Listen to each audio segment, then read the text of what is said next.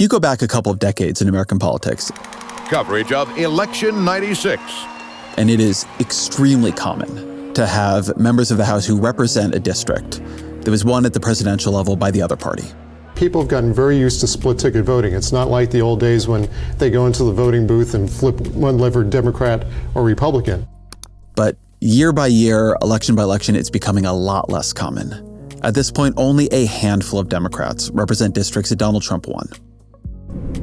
But one of them is Marie Gluesenkamp Perez from Washington's 3rd District. Dominated by Republicans since 2011. And Gluesenkamp Perez doesn't sound like other Democrats. We've got to do the work that it takes in the long term to bring back the trades in America. Her politics is the politics of we're getting too much cheap crap imported from abroad. We're not going to rely on an endless stream of cheap goods from foreign countries. It feels like we're getting shoved into a culture of consumption where we are not able to fix the things and the technology we rely on. And I think that's a crisis for the middle class and for American culture. Which makes her particularly interesting in this moment. Because all of a sudden, people in the Trump administration began saying kind of similar things. We believe that 1 million cheap knockoff toasters aren't worth the price of a single American manufacturing job. Yes, you probably would be willing to pay more for a better made American product. There'll be a little disturbance, but we're okay with that. But is this the sort of policy that she actually wanted to see? I was curious to see how she was absorbing it. Things have gotten a little bit weirder in her district. There have been some very raucous town halls. So how is she thinking about what Donald Trump represents and the broader economic arguments she's been making as the politics of this begin to come into direct conflict with reality? As always, my email, EzraKleinShow@nytimes.com.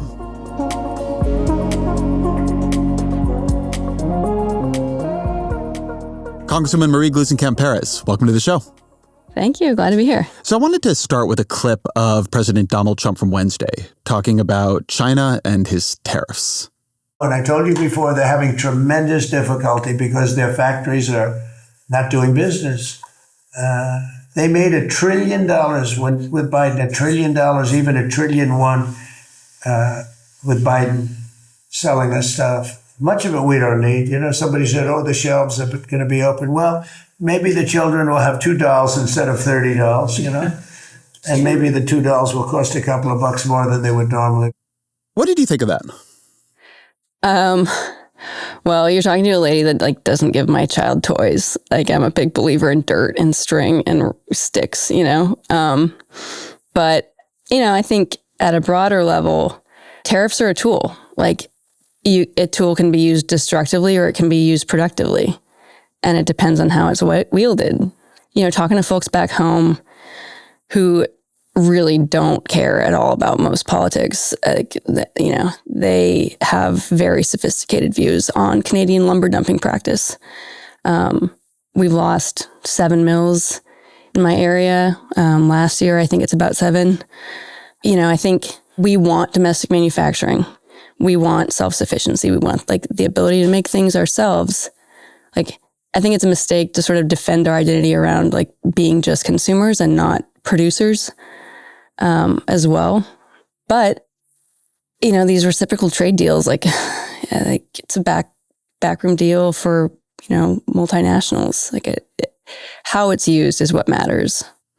It's one of the reasons I'd wanted to talk to you about the tariffs, because in a way, members of the Trump administration have moved to making a critique that I think of as something that you've argued at times and that many people argue, which is that over decades, we became somewhat addicted to cheap stuff from China, that we lost values that we should have had in terms of what we want in the economy, in terms of what we value in the people who participate in the economy.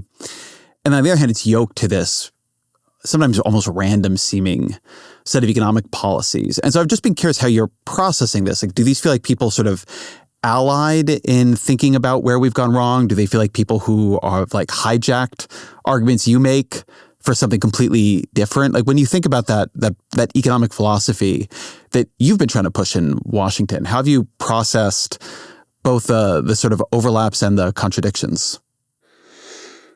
Well, I mean, I'm pretty focused on my community and what we want and what we believe. And yeah, I think people have pretty nuanced views. I mean, it like the specifics really matter. One thing that's weird is like watching the Democratic Party suddenly become the defenders of the stock market and like NASDAQ. Like that's a weird thing to me. And I think the question is not like what the broad picture of wealth in these terms are, but how much economic agency and self-determination we have. You know, it's like, do you have the power to stay home and spend time with your family? Or are you working 3 jobs? Are you able to own a home, to own land, own farmland? Or are you stuck in a cycle of perpetual running that you don't want to be in? Like, do you have the right to make your own stuff? Do you have a level playing field to start your own business? Like, those are the questions. And so that's kind of the lens that I think about these bigger international arguments on trade through. Is like, what is worth having at the end of the day? What do people really want? Well, maybe we want contradictory things. I think on the economy specifically, I think we want plentiful, cheap goods. And I think we want the self-determination, the resilience, an economy that values and rewards production in exactly the way you say. And I always think of one of the real problems for politics as being the collision of those two things. People want policies that will get us to that self-determination and sovereignty. But then, I mean, we saw this a bit during the Biden administration. If you begin to seeing the price of things at the grocery store go up, people get pissed real quick. Yeah, I mean, I think that, under NAFTA, there's this argument presented to the American public of like, well, look, you're not going to have jobs anymore, but you have a bunch of cheap crap. And then when people don't have the cheap stuff and they don't have the jobs, it accelerates into a really profound anger, kind of a righteous anger. And so, one point is like, we don't just want cheap stuff. We want stuff that will last. I mean, I think that was one of the issues with, the CHIPS Act is it's like, well, what's driving the chip shortage? Like, do I want a washing machine that can play Tchaikovsky, or do I want a washing machine that will last more than 3 years? My washing machine's from 1997. My stove is from 1954. And I think about how many times that has been bought and sold on Craigslist, like how much durable wealth that's created in the middle class. Not just because people were paid a living wage in America to make those things, but because then they held value and created value for the household who owned them. And then they were sold and bought again and bought and sold and bought and sold. And so like the durable wealth, people kind of belittle, this argument about like washing machines and dishwashers, but it's real. And I think particularly for people who are in the trades, like it's got 0.5% lower energy consumption or whatever, but they put the control panel right underneath the drip line. So of course it's going to blitz, the marriage, not just of the technical, but of the applied.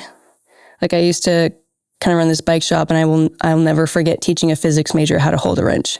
Be like, move your hand back.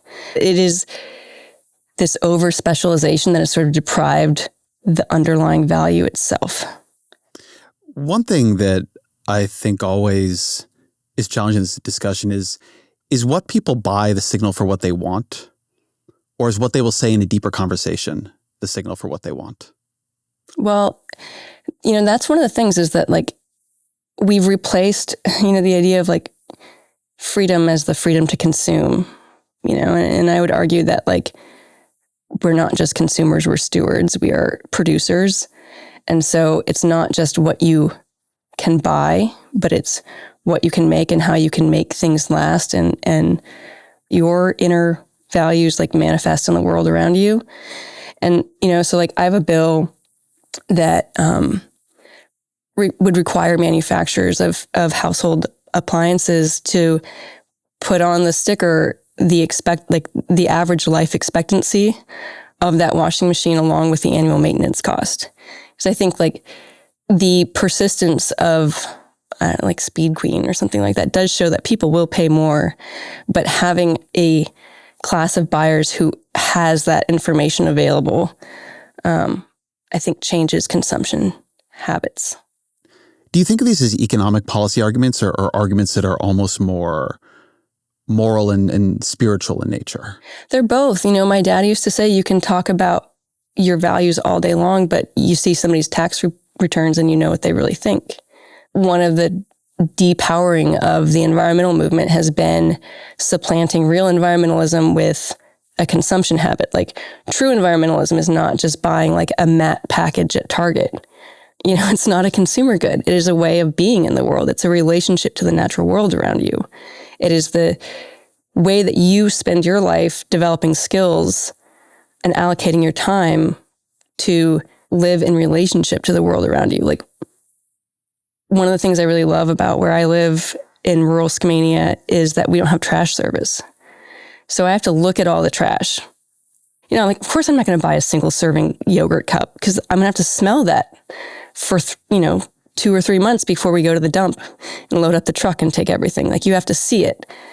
And I think it enforces the reality, like, there is nowhere else. Like, what you do here, you can't export emissions. Like, the climate is global, and like your relationship to the world around you, not just as a terrarium, but as like a dependence and as like something that informs your life daily. Like, I think that really matters to informing what trade-offs people will make. So I take that point, but I mean, most people want trash pickup, right? I want trash pickup. Sure. And when you think of the cities, and you represent partially a city, like they're not going to work without trash pickup.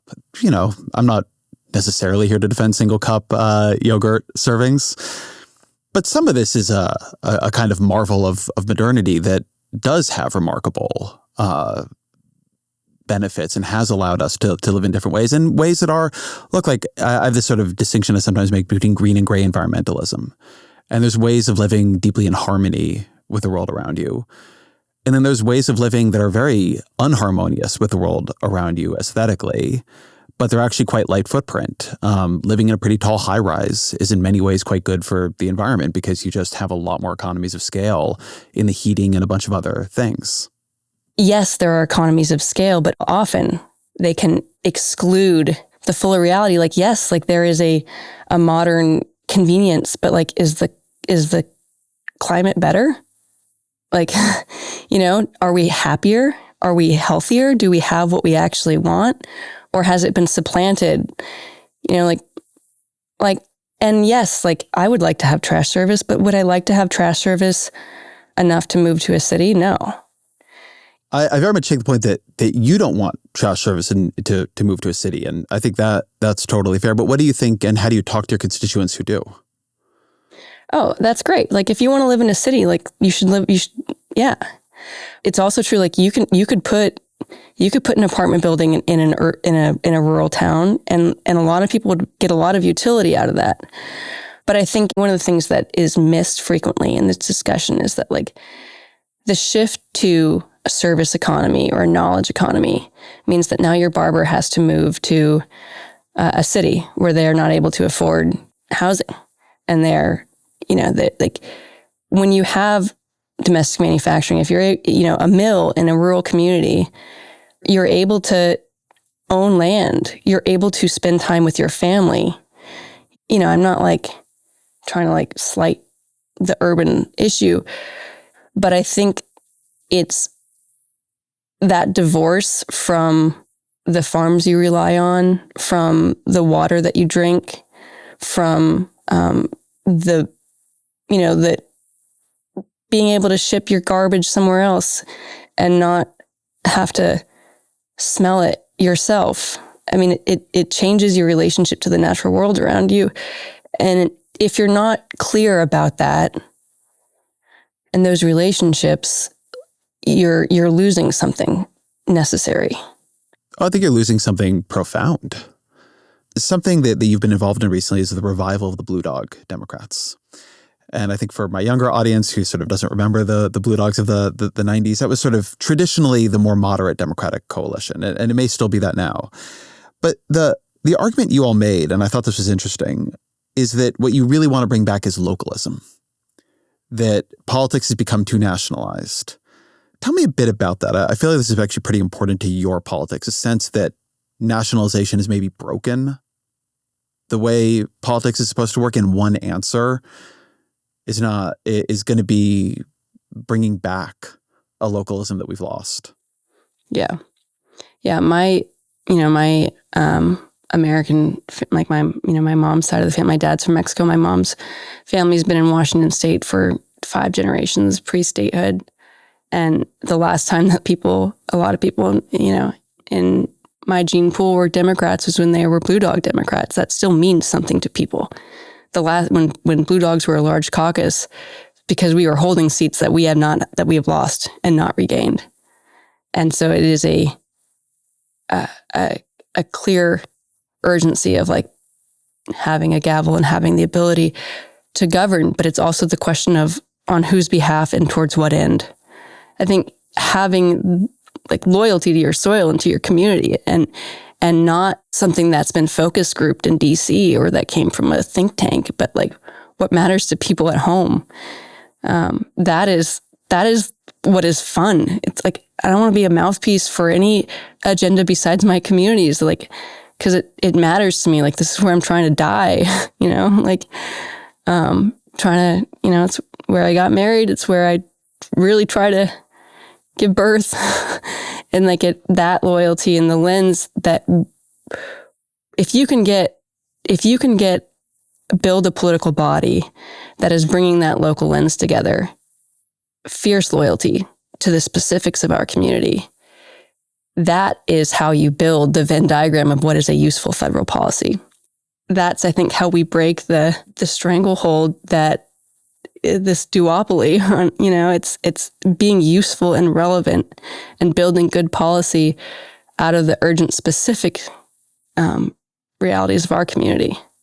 I think something that you have correctly criticized the Democratic Party for is a sort of politics of dignity and indignity, where things that you value are not well valued by the party, but I think by cultural elites more broadly. When you talk about the physics major, you have to show how to hold a wrench, right? There is a valuing of office work and a devaluing of shop work. One thing I hear you saying is that in some ways we should reverse the moral hierarchy, right? That it's actually bad to have this sort of trash service that alienates you from your trash, right? It's okay for people to live in cities, but you got to understand that we've probably gotten off track in a pretty profound way in modernity.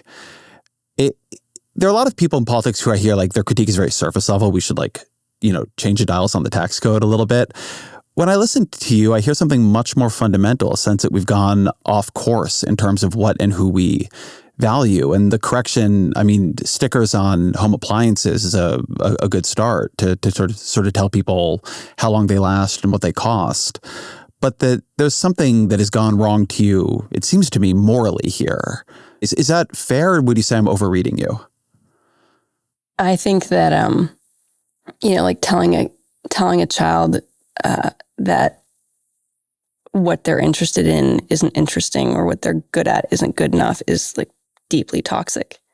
I think that there are a lot of forms of intelligence. There's thousands of forms of millions, and exactly one of them is academic intelligence.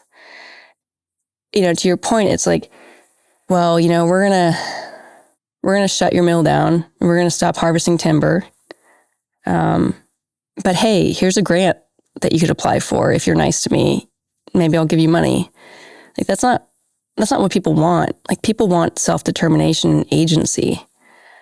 And I think it presupposes a hierarchy that is pretty offensive to a lot of people I know, that you're going to tell me I have a problem and that you're the one that knows how to fix it. It's like this masturbatory interest in policy without a reality of like implementation or localism. It's like, you can't be all brain and no muscle, and they're equally necessary to have a healthy body. And there is also a false dichotomy, not everything worth knowing you can learn in a book. Like, we don't all want to go to college. Like, don't tell me we need to go to college. to learn, to be useful and to be, self-realized, self-actualization or whatever. Like we can know things and be in the world in a way that is not strictly capturable or capturable at all by like a spreadsheet, right? So this is why I started in this Trump quote, because something to me really interesting and strange is happening in politics and economic politics right now. Donald Trump is a guy, he has been for decades the living, breathing embodiment of materialist excess. And Republicans broadly have been quite free trade and, very excited about cheap stuff from all over the world. Democrats have been a little bit more, generally speaking, pro-tariff and a little bit more skeptical. And even during the campaign, Trump is running aggressively on the cost of living, how much everything cost, how much things would be at the Walmart. And as he's sort of layered on these tariffs, you've begun seeing this other argument that was sort of burbling around the edges of, I would call it the new right for a while, get more central. And all of a sudden, Donald Trump is talking about how we have too much cheap stuff in this country and kids shouldn't have all these dolls and we're too materialistic and we're not valuing the right things. And the Democratic Party and liberals in the Democratic Party becoming very pro-free trade, which is not their traditional stance. And you're watching this thing reorient really fast. And Trump is good at that. He sort of reorients politics around him. But, when you watch this and you talk about the Democratic Party becoming, the party that is defensive of the line on the stock market, how have you just experienced this? Do you feel like your allies are changing? Do you feel, I guess I asked this in a way before, but do you feel like your critique's being hijacked for something that it, doesn't really serve it? Like there's something changing around you. I don't think you're changing that much, but something is changing around you. And people are talking in a way they didn't speak before. How do you take it? The things have moved and shrunk. And you've got like 8% hyper-focused, on the left and 8% hyper on the right. And it's like they're talking and they have the mic and like it's leading this. But I think to your point, like, yeah, my community, people in my community, their experience of the economy hasn't changed that much. Like still can't, afford rent or can't get a loan from the bank to get a house, still working 3 jobs, still worried about their truck getting repossessed. Like people's experience hasn't changed that much. And so much has gotten, it's like, it is kind of wild to me to see the same playbook getting picked up again from Trump's first term to today, where it's like, we're just going to be reflexive resistance. And I would argue that the urgency here is to have a positive policy agenda that is relevant to more people. If you're somebody that has, the ability to go to a protest every day, like it is not reflective of the average American experience, and thinking about how do you build an agenda that is more useful to your neighbors, that is relevant. If you want to bring more people, like you have to present a policy position that is more popular than the policy positions Trump's proposing. And it's like, I think he has done a good job of amplifying and echoing broad dissatisfaction with the way things are going. And we can't put ourselves in a position of just negating and refuting everything he said. It's about presenting an actual policy agenda that will address those concerns and that rage that people are feeling about their loss of agency in the world. Sometimes there are critiques about the world's on fire and she's talking about bananas and washing machines and right to repair. But talking to people about the things they care about and fighting for the agenda and priorities of my community, that is the job of a representative. And, it's like I held a lot of round tables with farmers in my community when we were working on the farm bill, and not a damn one of them said antitrust. But farmer after farmer was telling me that, yeah, I used to be able to sell my chickens 12 different buyers, and now I can sell them to 2. That matters to people. Having a level playing field for their business, having economic self-determination matters to people. I guess what I'm asking you on this, though, because I don't buy, I'm not sure if this is what you're saying, but the tariffs are going to matter to people. This is not some elite Washington fixation. I mean, your community is going to feel them. Like, you know this much better than me. We don't know that they're staying is the other thing. And so just being the anti-Trump.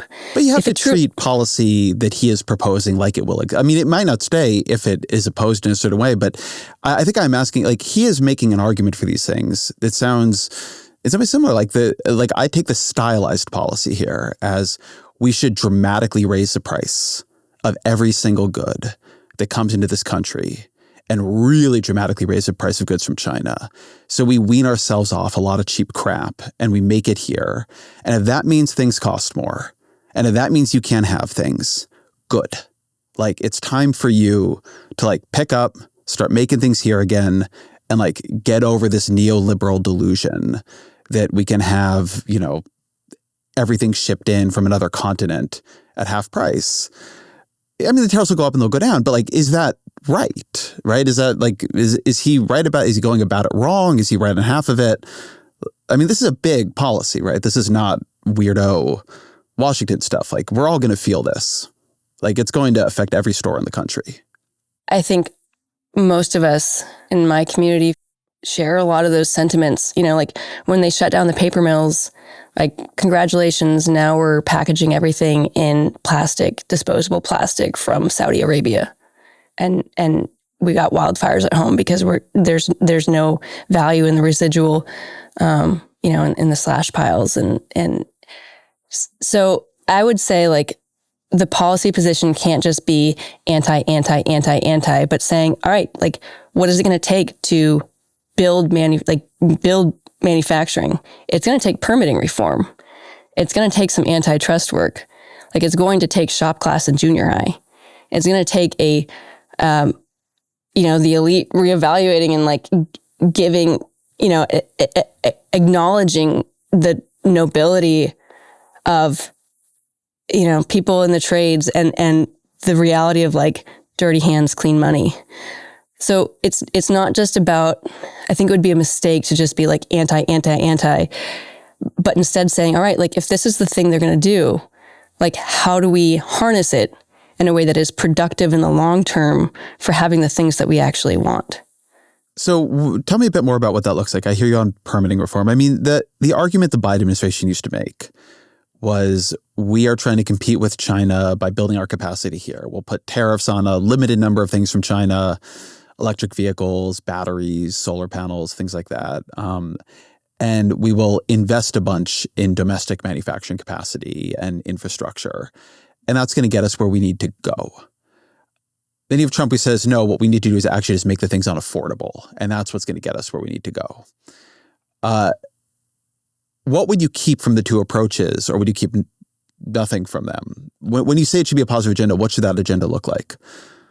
Well, I mean, a reevaluation that, like, there's been this like obsession with technology, and the next, like, whatever lobbyist is in your office, like, shilling, you know, triple glazed argon filled windows, and a blindness to the actual skilled trades of like, yeah, you know what?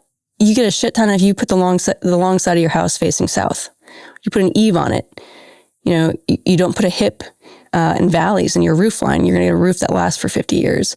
If you put a skirt around a mobile home, like, it's a metal sheet that connects the bottom of the mobile home to the ground, creates an air gap, saves a shit ton of energy. We ignored all of the things that we know in the trades are the kind of low-hanging fruit of energy efficiency and utility and a progressive tax system. Like, that's one of the things that bothers me, is that it's like, a lot, you know, the electric vehicle tax credits, the heat pump tax credits, like, those were profoundly regressive tax strategies.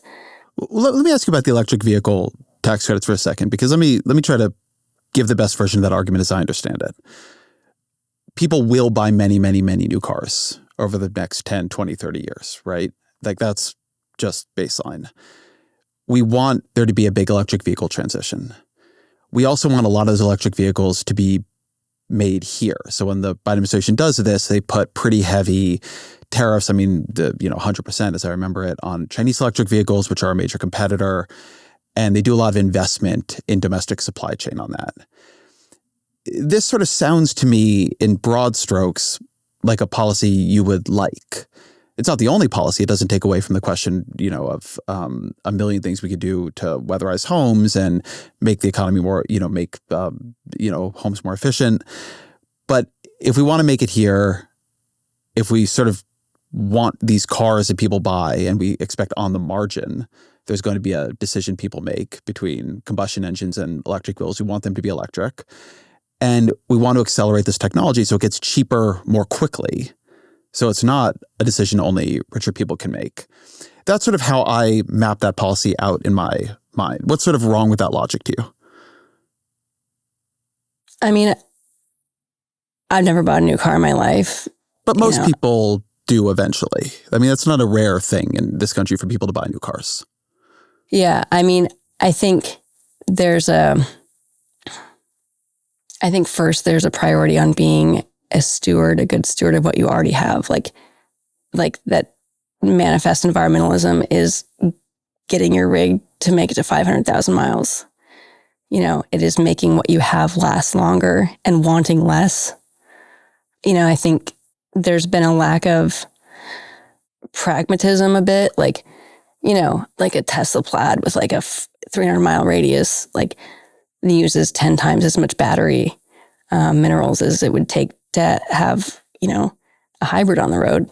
So that's one kind of side of it. I think the other side of it is a selection bias.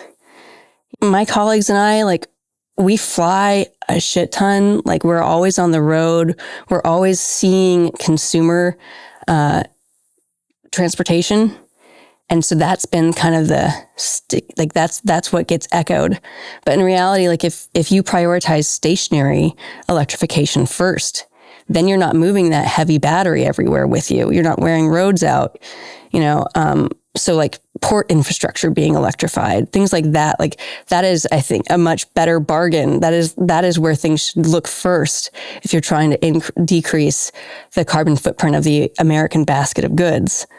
And it's not just what feels good or what's a virtue signaling, but what is the actual absolute value you can get.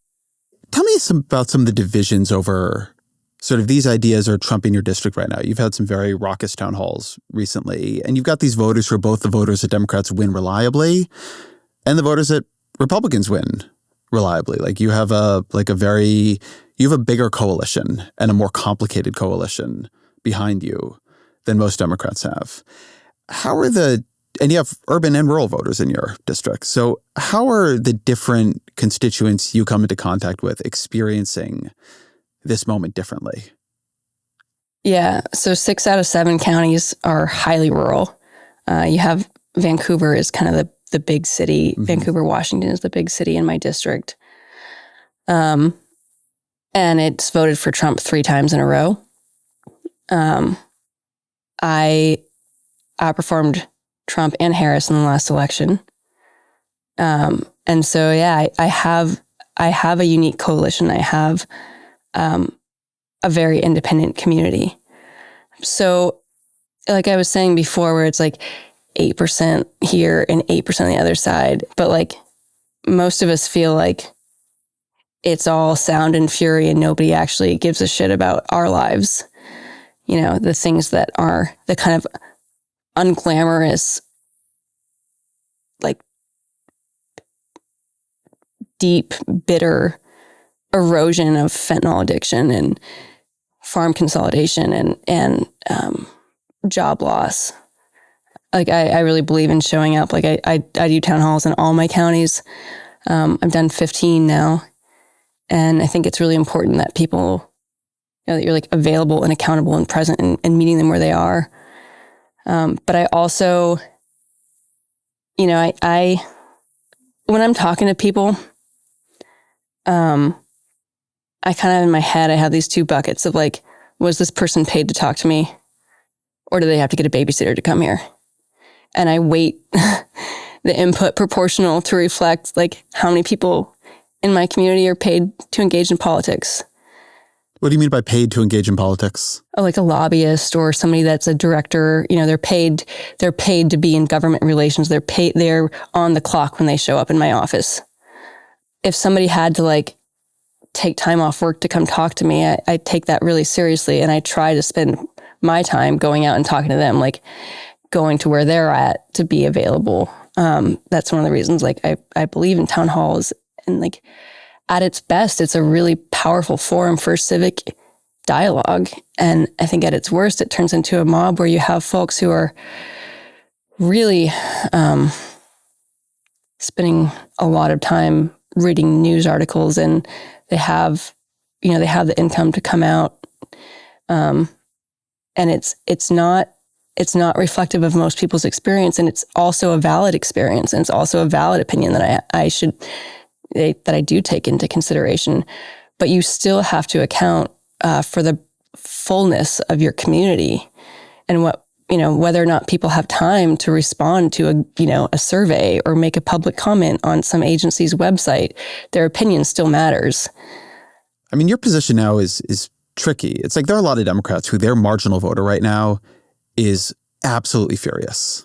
Right? Their marginal voter is a Democrat, is somebody who might read the New York Times or listen to my podcast. And they just hate Trump. They hate what's going on. They don't see any good in it. And all that person has to do is show up and tell them how bad everything is, and they're good. And your marginal voter is somebody who is at least open to this. Your marginal voter is somebody who maybe voted for Donald Trump. And who definitely voted for Donald Trump.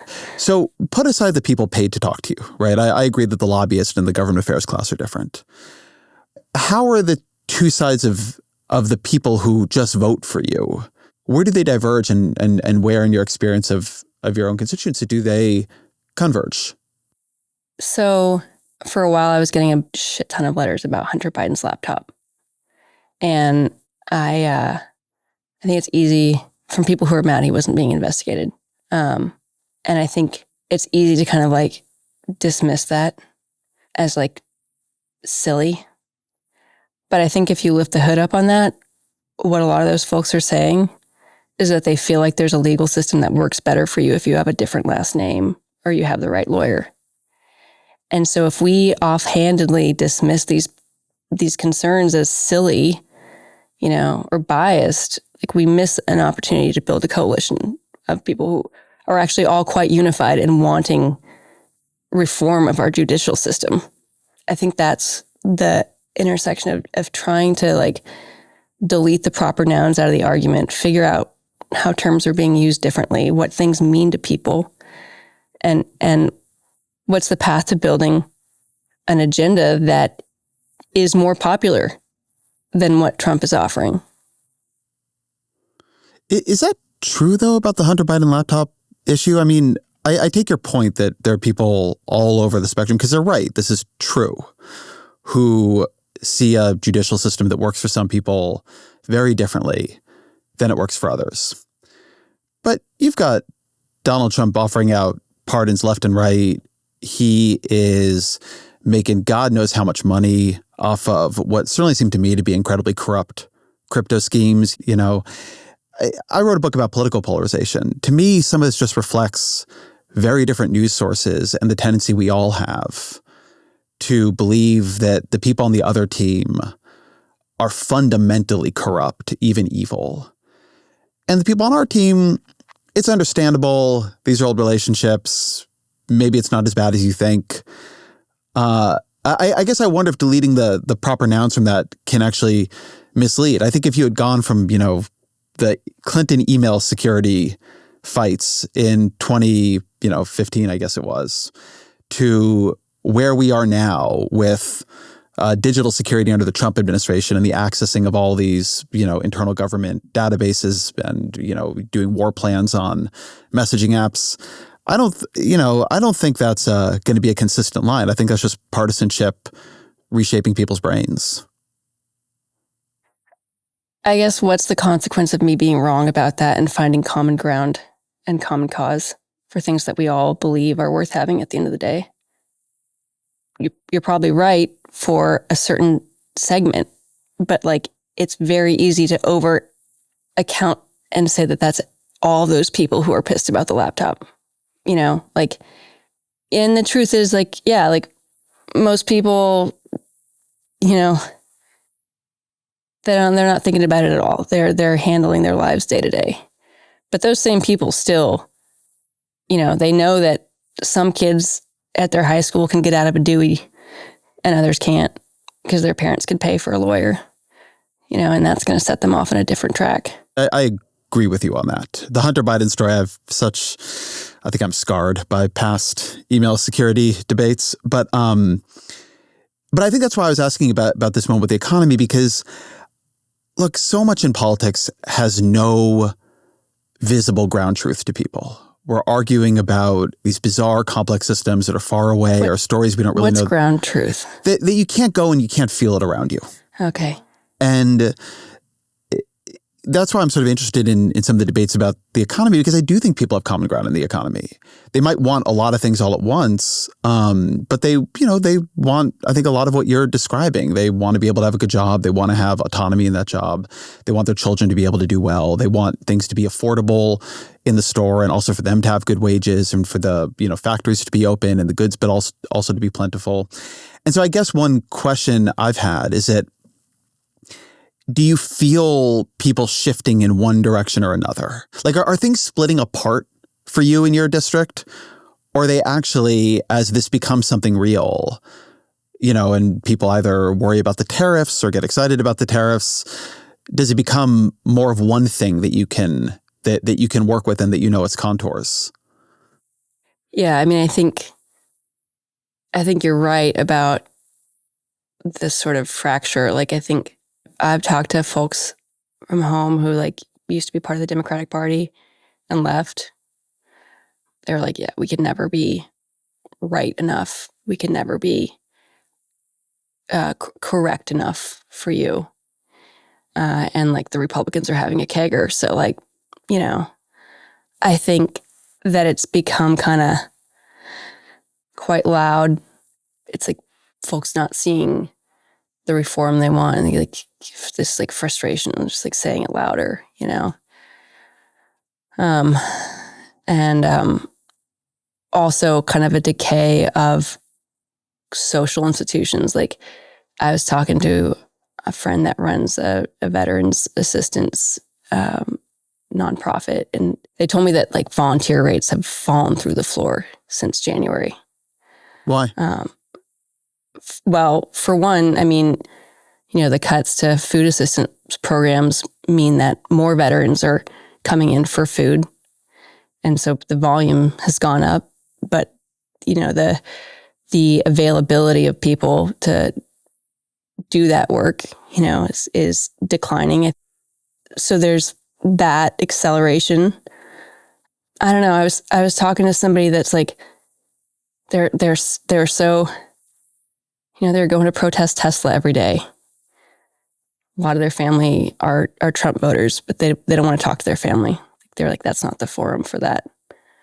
But man, it feels good to get flicked off by guys driving F-350s. You know,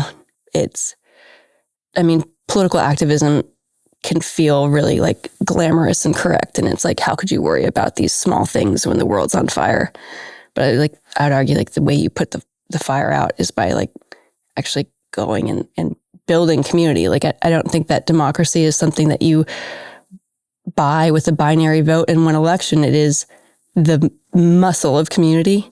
It is your relationships with your neighbor and like knowing the name of your mail carrier and like talking to folks at daycare drop off and having the time to do that. It's that muscle of community and like relationships, I think, is the kind of the path out of here. What do you tell people works within community, within that kind of local democracy? I heard something said at a town hall was that, quote, being angry, being loud feels good, but is it productive? My assumption is you feel it's not productive. So what to you is productive? Yeah, I mean, the part of your brain that is angry is not the part of your brain that you think strategically with. They're different. Those are different muscles. And I think it can feel condescending to a lot of people when somebody's like, the world's on fire, everything's going to hell, and I'm the only one who sees it, you know? And like, you guys all need to wake up, you know? And it's like, I think that is, I don't think people can hear that, you know? I think that curiosity and humility and like relationships like are very powerful tools, profoundly powerful tools. I kind of think that like when you have all of your wants and needs met, it's easier to empathize with someone somewhere else or, you know, a fuzzy animal than it is to have compassion for your neighbor who's got a fentanyl addiction, or, you know, your neighbor that's got like rolling coal or that has the wrong lawn sign up. And I think it's you know, there's a reason it's like the greatest commandment is to love your neighbor. Let me ask you something. Sometimes I hear you say things and you seem really frustrated with, I think it's Democrats specifically. I mean, I take the point that sometimes it can be easier to empathize with, you know, I think you're saying sort of like a panda world away than the person right next to you. I don't know. We're disappearing people to El Salvadoran terrorist prisons with no due process. Like the tariffs will hurt a lot of these people, the same people you're talking about. I would not say the Trump administration has been like amazing on fentanyl or even strategic about it, more to the point. And there's a lot of, I think that there is a lot of fear.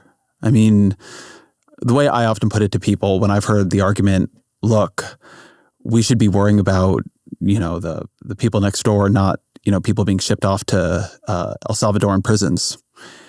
Is it, I don't know, when, like, I'm Jewish and I think I bring my own kind of assumptions to this conversation, but I look at history and I look at other countries and I feel like when the disappearance machine begins running, if people don't stop it, it can start going really far.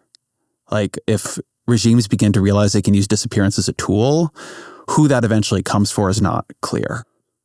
So, I mean, I was asking you sort of about common ground among your constituents, and what you sort of said is like, look, a lot of these people are sort of maybe sympathizing or empathizing with the wrong folks. But, I mean, is there a part of you that takes the other side of that argument that feels that Trump is trying to really fundamentally change the character of this country and its institutions and how it works? And the people who are scared as shit and like don't know what to do because they don't really have any power over it, and you know, they don't know how to get listened to, that, you know, that there's a righteousness to the way they feel too? Like, yeah, like people are valid in their anger. And it is a fool's errand to try to talk somebody out of their feelings. That's not a good idea. But you also, you can affirm the validity of their feelings and also present a productive strategy for resolving some of those, the drivers of that anger or that fear. You know, on your point about El Salvador, you know, my dad was the pastor of a Spanish language church growing up. And you want to meet somebody that really fucking hates gangs? You talk to an immigrant who gave up a profound amount to leave a country that was corrupt and run by gangs. That same person cares passionately about due process. They understand that the only inoculant against a corrupt regime is fidelity to due process. And if we had due process in these cases, you know, we would be in a position to evaluate a court, a judge's decision about whether or not that person was involved in human trafficking or whatever the claim is. But the point is that we don't have it. And it's a deep strategic mistake to accept that we have to choose between really hating gangs and really loving due process. When you have experienced like truly being afraid of being kidnapped or having your business exploited or human trafficking, like you take it quite seriously. That feeling is real and valid. And the productive strategy is due process, fidelity to due process. And I think it's kind of a yes and, like, yes, it makes sense to be scared. And we need to, if you're really believing that we are entering a totalitarian state, is the point here, if you're really worried that we're never going to have elections again, why is the second bullet point on your agenda primarying Democrats? Like, that's not what people do in real scenarios like that. I mean, this has been, to me, one of the very frustrating things about the Trump administration. I also hate gangs, right? I don't want MS-13 operating in America. I don't want them operating anywhere. But we have due process. That's a good way to find out if people are part of MS-13. And it's been, I find sometimes it's like I don't know what to call it, like a political blackmail that's applied. It's like, and I'm not saying you are, but I've heard this from other people, where it's like, is your politics really to be on the side of people who might be in a gang? It's like, no. My politics is to be on the side of processes to protect everyone, and also are perfectly good at figuring out if people are in a gang, right? We can cross-examine some witnesses, right? This is not like a thing that's going to endanger anybody. So when you're dealing with some of those issues that have become the cleavages, I mean, for you, is it reminding people that due process is a question that goes, across the immigration divide? What do you find works for navigating that? Yeah. I think, where I live, like, people, we believe that, like, countries have a right and an obligation to know who and what is coming across a border. I don't think that's crazy. And I think one of the failures or weaknesses is that, like, words mean different things all over the place. Like, some people talking about immigration, they're talking about drug trafficking. And whether or not you're mad about that conflation, you do have to hear and try to get at what people are really, what the policy issue really, what is the strategy, the productive strategy to address it, and not just like policing the conflation, but saying like, yeah, it fucking sucks to have a family member addicted to fentanyl. It's been frustrating for me at times, in this new world I'm in. It's not hitting. They're insulated. Like, they're not hearing these horrifying stories about industrial accidents. It's not their play date that's getting in a car wreck because daddy's on fentanyl. It's not their cousins who are robbing grandma because they've got a fentanyl. And I think treating that with an urgency of like, how do we stop the flow of fentanyl? How do we build resilience against, foreign actors that would like to see, the entire middle class being addicted and unproductive? Do you feel that there are fentanyl policies that we know how to do that really work? I mean,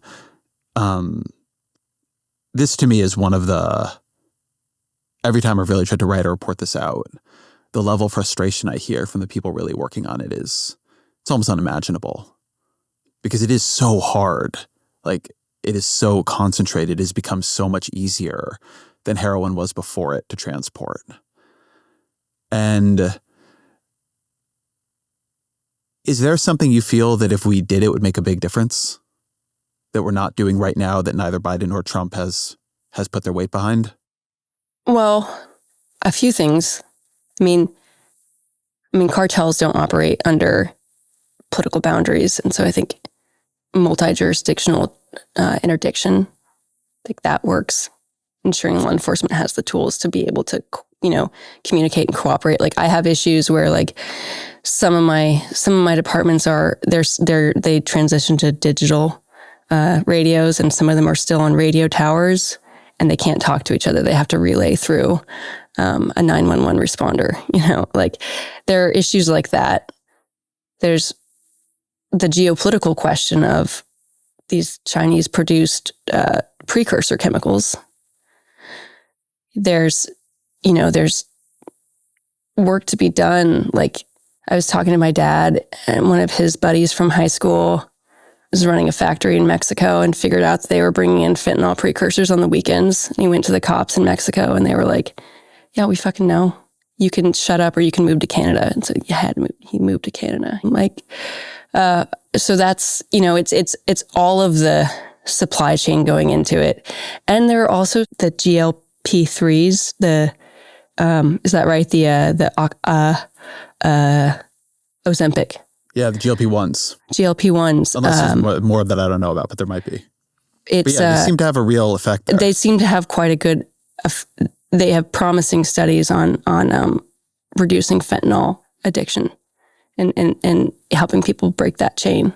But it's long work, Then there's other drugs that are promising where it's like, rather than having to go in and getting a dose, like you have to go to so if you're living where I live, like you can't have a job and be in you have to go drive into Vancouver, an hour and a half or whatever every day to get a treatment, to get the drugs to help you get off. There's another drug that's emergent that's like a 30-day release, things like that. There's the long work of addressing the appetite and why people are vulnerable to these drugs. It's like interdiction of fentanyl and treatment and better options for people. If you know that you can run your own business, you can buy a log truck, you can do whatever you want with your life. You really do have latitude to make things in life. Like, you're a lot less vulnerable to a cheap high. And then always our final question. What are 3 books you'd recommend to the audience? So there's a book my grandpa gave me, The Wheelwright Shop by George Strout. It was written in the 1920s by a guy whose family had been building wooden wheels in England for 200 years. And like the specifics of it was just beautiful. Like, he's like, you had to know that grove, the elm grows too rich. It's not good for specific uses. To build a wheel that will last and that your name is attached to and that's useful to your community, you have to know how the sap is running that year. You have to know when to quarter and when to split. It's a really beautiful book. And then there's another one, Experiences in Visual Thinking. It's like kind of a hippie, 70s, but it is really brilliant at helping exercise the other parts of your brain that analyze problems, like drawing and using your finger. Like it's I think does it a necessary part of rebuilding, parts of your brain that are not just the rote correct answer, but like how to, create a caricature out of your idea and then like enlarge certain parts, reduce it. It's a really useful, tangible tool. The other thing, I've got a 3.5-year-old son at home, and he's like, we cloned his father. He's like a really smart, gifted little mechanic and fun, but he also really loves poetry. And any of the children's poetry anthologies from Jack Perletsky, and just that reading and language is fun. It's not academic. It is not for getting a good grade. It is joy and like the rhythm and the cadence and like moving it from a strictly like absolute like rote ABCs to like the pleasure of rhyming things and just like having fun. And it is so fun to have a toddler you running around your house like making up silly rhymes. I can't recommend it enough.